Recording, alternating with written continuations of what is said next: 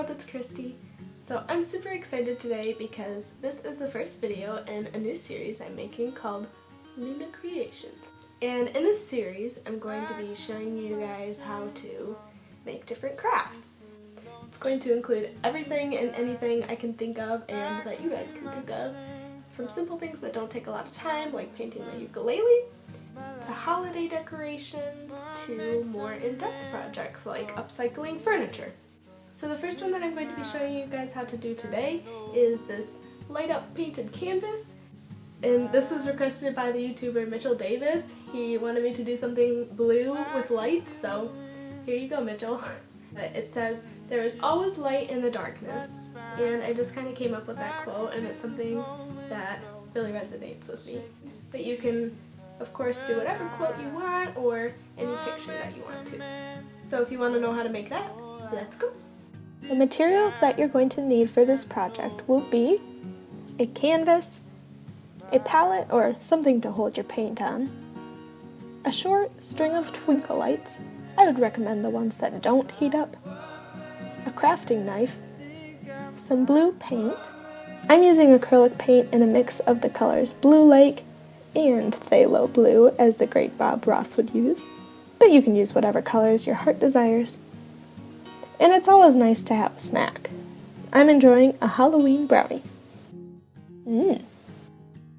First thing you need to do is take a paintbrush and cover your entire canvas in your chosen paint color.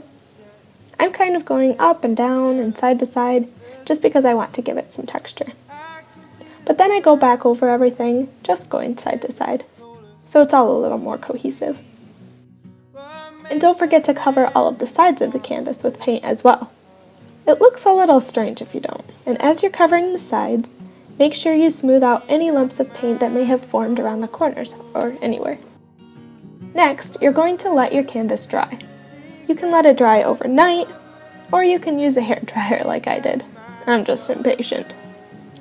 After the whole canvas is dry and no longer tacky anywhere, you can take a tape measure and mark where the middle of the canvas is with a pencil. This helped me center my text as I painted it out. Then I just took a ruler and made a dotted line up the center of the canvas. Make sure you write very lightly with your pencil because it's hard to erase pencil on painted canvas. Here is where the real fun begins.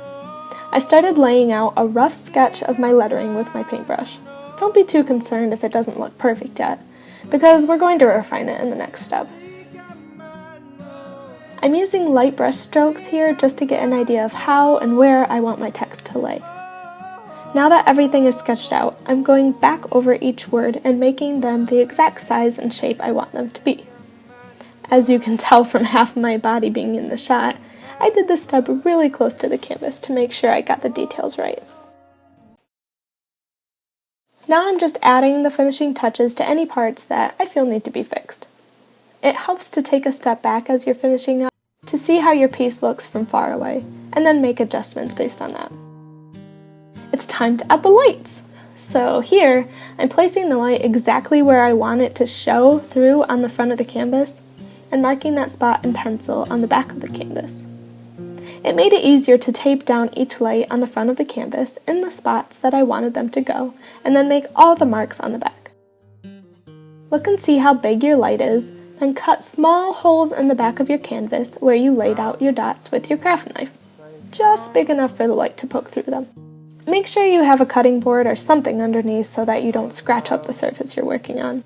This step can be kind of difficult to get the holes just the right size, especially if you haven't used a craft knife before. If you haven't, practice on a piece of paper or fabric or whatever scraps you have laying around. Then, poke your lights through all the holes. It can take some adjusting with the lights to make sure all of the lights can reach a hole.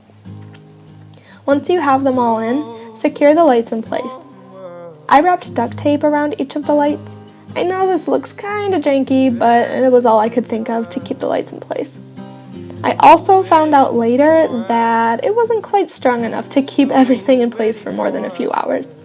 So if you guys have any suggestions for what I could use in the future to keep everything in place, let me know in the comments, please. And this is what it looks like after everything is taped down. I know it's a hot mess in the back, but This is how our painting ends up looking in the front. Ta-da! I love how it turned out, and I hope that you guys had fun with it too. If you decide to try this project out, send me pictures on Twitter at KeithTheDreamer, or send me a video response. Thank you so much for watching. If you liked this video and would like me to continue the series, give it a thumbs up and comment ideas of different crafts I could do in the future. I'll see you next time. Happy crafting!